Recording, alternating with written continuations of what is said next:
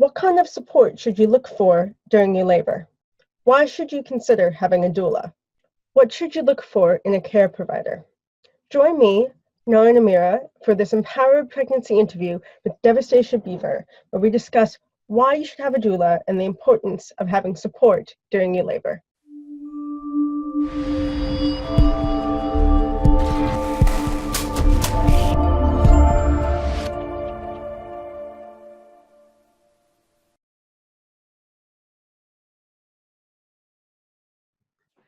Welcome back to the Empowered Pregnancy Interview Series. I'm so excited to have Devastasha Beaver with us here today. She is a full spectrum doula and the owner of A Safe Journey Doula Services. She's also an evidence-based birth professional member. Can you tell me a little bit more about yourself and what made you want to become a doula? I became interested in helping other moms after my first child was born. My labor and delivery did not go as planned. I didn't get a lot of the things that I wanted. It kind of became the cascade of interventions that you hear about. So breastfeeding really became my goal. I wanted to meet all those milestones, So I started doing more research. How can I help moms? I started giving other moms breastfeeding help and answering their questions, and that was really, really great. That was a great experience. So then I watched The Business of Being Born, and that was eye-opening. And just doing more research, going down the birth hole, the rabbit hole of everything birth and pregnancy related. And so then I came upon a webinar about becoming a doula, and it just sounded like a great fit. It was everything that interested me. And with the birth of my second child, it was so different.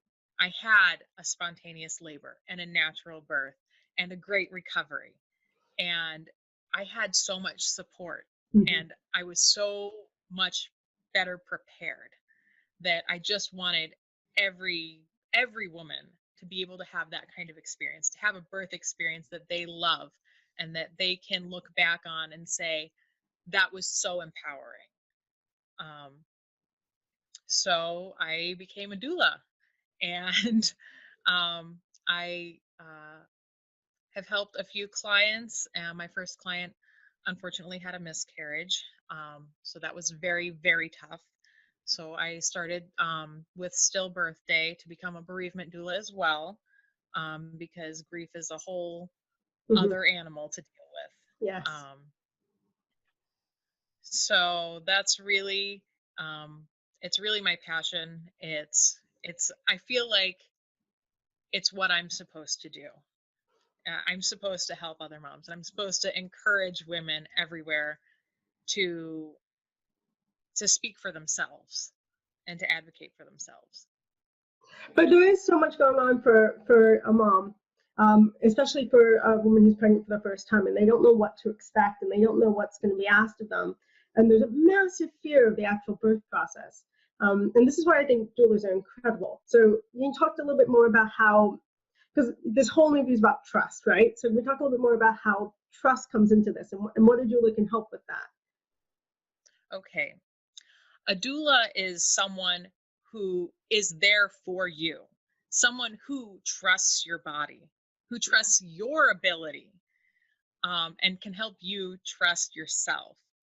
I mean, because that's really, if you're afraid of birth, you're tense, and being tense stops baby. Your body's working against itself. So you really want to build a birth team of people who you trust, you feel safe with, and who also trust you and are confident in your abilities.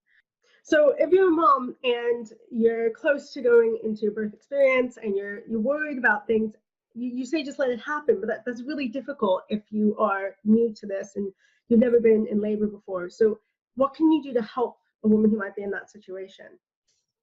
I would tell a mom, your due date isn't an expiration date. It's not like the best buy date on a jug of milk. You know, your baby's not going to go bad after 40 weeks. Your doctor might start pushing inductions. You know, you might be really uncomfortable, but it's best for baby if you go into labor. You know, if baby gets those natural hormones. Recent studies, I think, have found that when the baby's lungs are developed, it releases a hormone that then says, okay, it's time. We're ready to come out. And that's what starts labor. If your body's not ready to go into labor, if your cervix is closed tight, it doesn't matter what the doctor does. You know, they go to induce you, and you know, if your body's not ready, that becomes a failed induction. And that word fail is so horrible. Yeah. Because you didn't fail, you just weren't ready. It just wasn't the right time. Baby wasn't ready to come out yet. So then you get a C-section because you've failed to have a baby. And you know, no one wants that. No one wants, you know, a major abdominal surgery when, you know, you planned on just having this baby vaginally the way that, you know, we're supposed to be able to have babies. So really, you know, trust the natural process. And that can be really hard, but remember, your body is doing so much hard work. Your body is doing an amazing thing. I mean, the more you learn about conception and pregnancy, the more you realize, like, your body's doing an amazing thing. You have to trust the process. Yes. No matter how you came to pregnancy, your body's growing a human right now. It's a lot of work. It is. It's hard work. So you just trust that your body knows what it's doing. Yeah. It knows when your baby's gonna be born, when your baby's good and ready. Yeah. And so, I think that's actually a really good thing, because a lot of women think that their due date is like something they can mark on a calendar. That's the day they're going to give birth. And in reality, it's something like 5% of women actually give birth on the due date. Like most, and even just the time that a woman would be pregnant. People say it's 40 weeks. It's not. It varies drastically from woman to woman, and from baby to baby. And so it is kind of really important that women don't decide that, oh, well, if I miss my due date, then there must be something wrong, right? No, it's just not time. Yes, exactly. It's, I think 50% of women will give birth by 40 weeks and 5 days. The other half will not. Yeah. You know, there's plenty of time.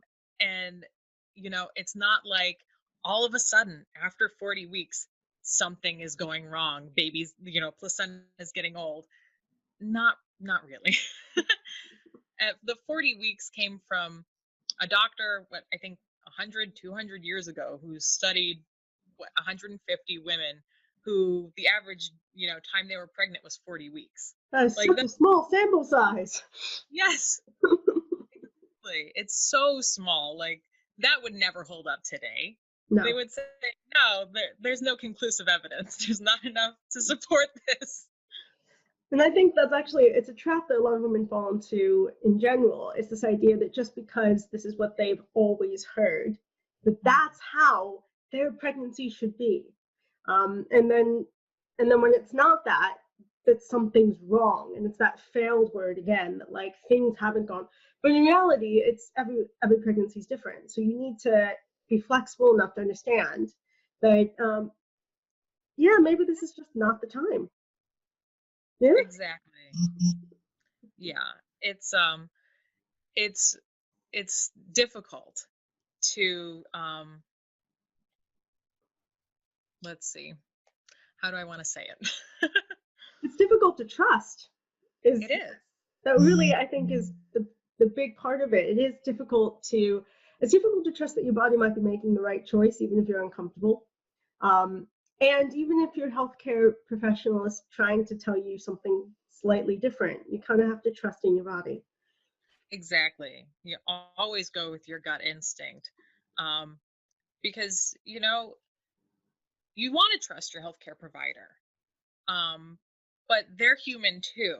They're not Mhm. God. They're not your boss. They can't just tell you what to do. They don't know that your body's going to handle this and this and this. You're the only one who can make that decision.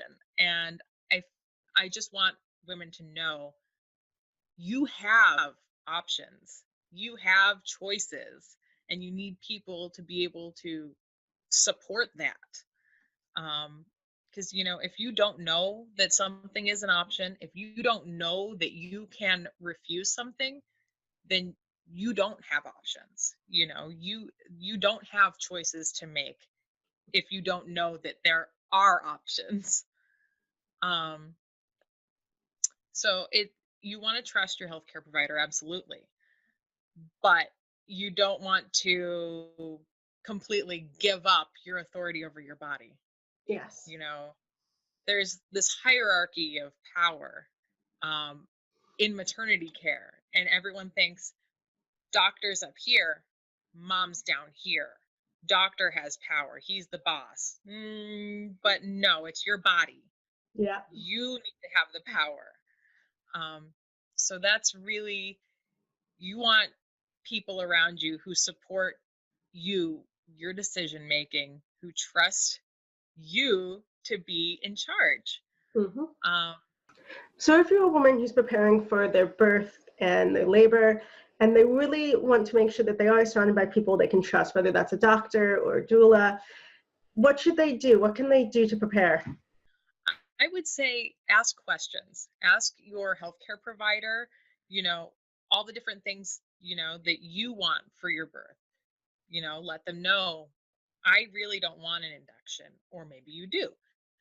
I don't want an episiotomy.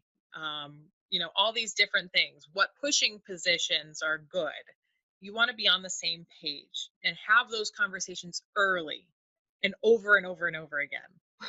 Um, That's the big over and over and over again. Don't just have yeah, it once and think that they remember. yes, exactly. You want to have a birth plan, one page, so that, and make copies for everyone. Um, Talk with your partner. Make sure your partner knows all the same things that you know about birth. If you're doing a ton of research, um, clue them in, give them books. My favorite is Ina May's Guide to Childbirth.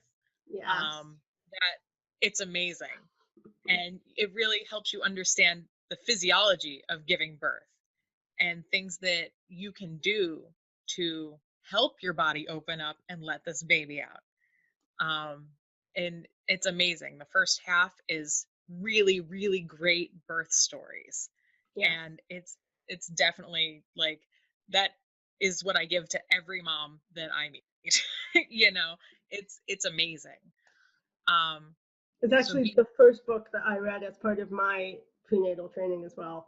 Was Yes, was oh gosh, it's brilliant. And she's it got an is. amazing TED talk as well. And she's just so inspirational. But it's the birth stories really that are amazing. Um, it's the number of different births that May's done and had experience with, but also how it shows you so much how every experience is different, and you shouldn't be kind of expecting one thing. Right. Yeah. And if you can, watch birth videos, natural birth videos, see what normal birth looks like. Mm-hmm. Because on TV, every birth is an emergency. And you're fine one minute and the next minute you're screaming in pain. And that's not how it works. No. That's not, contractions build really gradually.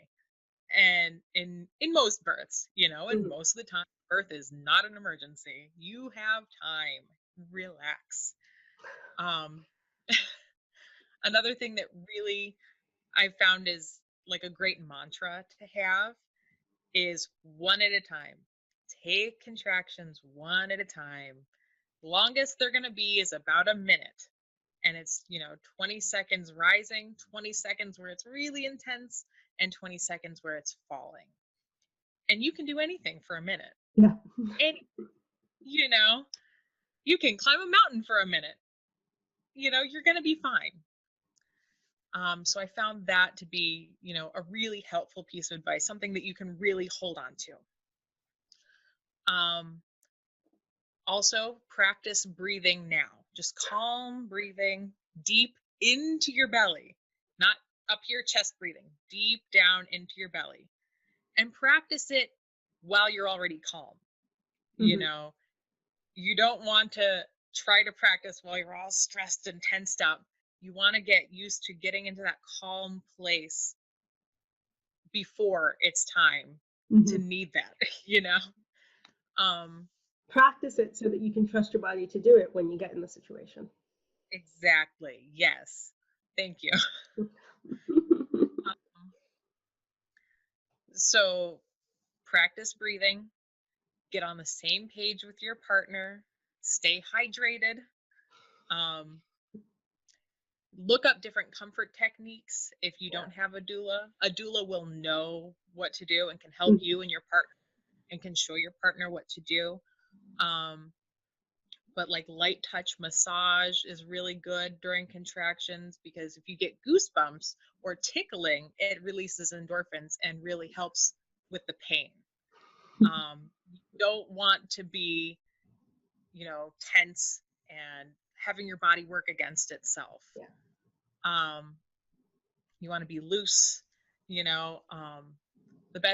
another great thing that I read was relax your ears, because that relaxes your jaw. And, if Start you're from one tense here, spot. That I've not heard that before. Relax your ears, relax your jaw. relax your ears. And that helps everything else relax. Because if you're real tense here, then you're tense everywhere. Um, Yeah. let's see.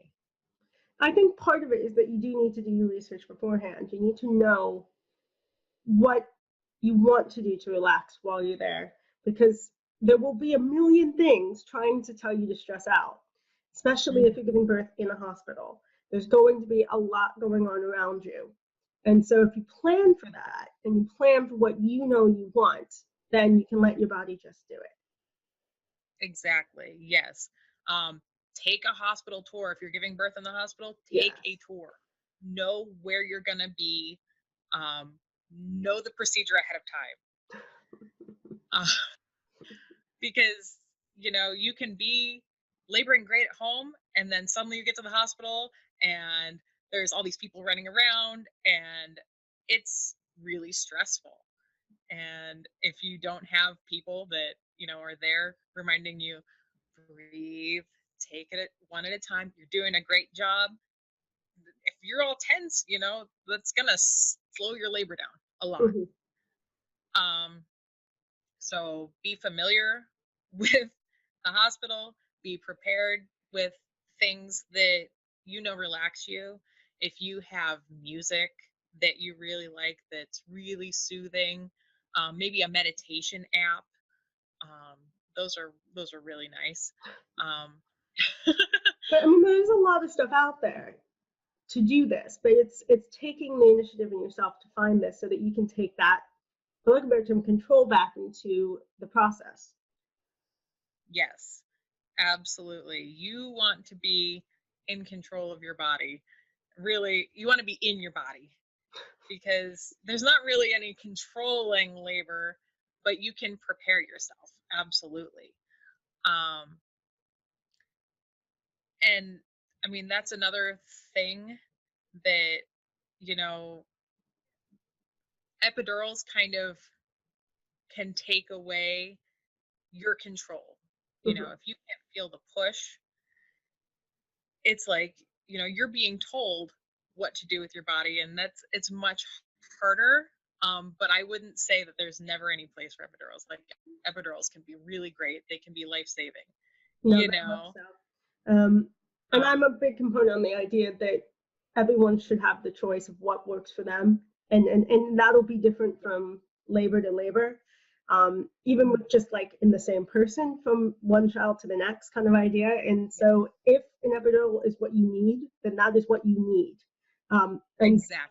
and I feel that there also ends up being that to tense women up, Or they're like, no, I can't have an epidural. I can't have an epidural. And it's like, you know what? I think maybe this is the right step for you.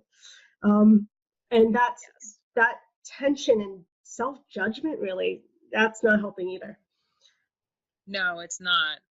I mean, you want to have your birth plan in place, but if it gets to a point where you're suffering, you're not handling it, then you need to be able to rest and relax and let your body do the work. If that means an epidural, then that means an epidural. Yeah. And there are ways that you can work with an epidural.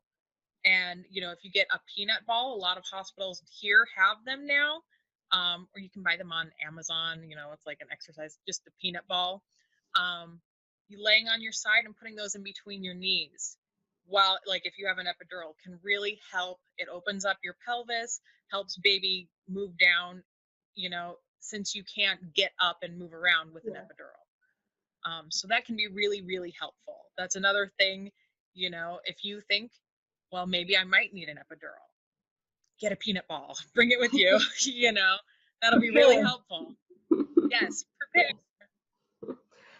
And I do think, though, that is also in trusting yourself as well, because we've spent a lot of time talking about trust. And part of that is that if that is where it is going, and you need to trust that that's just the path that's happened for this birth and for this labor, is that an epidural might be the path that works for you. And that might not mean anything for your next labor, for what you planned. And I do think people adhere to their birth plans like they're set in stone, and then they get really upset when they have to veer away from it. But you need to be flexible. At the same time, you want to have that plan. You need flexibility. Your birth plan is not, doesn't have to be set in stone. You don't have to go by once a C-section, always a C-section, or, oh, I had an epidural last time, I'm going to need one this time. It's not always the case. Each pregnancy is different. Each labor is so much different, If you didn't like the way that your birth went last time, if you've given birth before, there are absolutely things you can change. It's not out of your control. Mm-hmm.